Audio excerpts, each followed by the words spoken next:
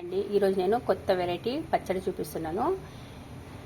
ఈ కాయలు ఇలా ఉన్నాయి కదా, దీనికి ఇలా సన్నగా పల్చగా కోసుకోవాలండి పొడి పొడిలో. ఇది నేను మసాలా ఆల్రెడీ వేయించుకున్నానండి. దీంట్లో ధనియాలు, నల్ల మిరియాలు, మెంతులు, ఆవాలు, జీలకర్ర, సోంపండి ఇవి మనము మంచిగా లైట్గా వేయించుకోవాలండి. ఇది పౌడర్ చేసుకోవాలి.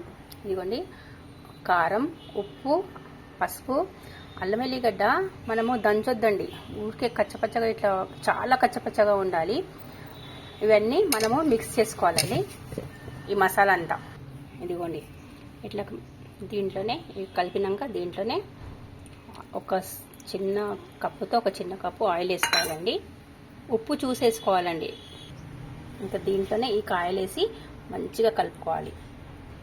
దీంట్లోనే ఈ గరం మసాలా కూడా వేసేసేయాలండి. అంత మసాలా ఇంకా మంచిగా కలుపుకోవాలండి.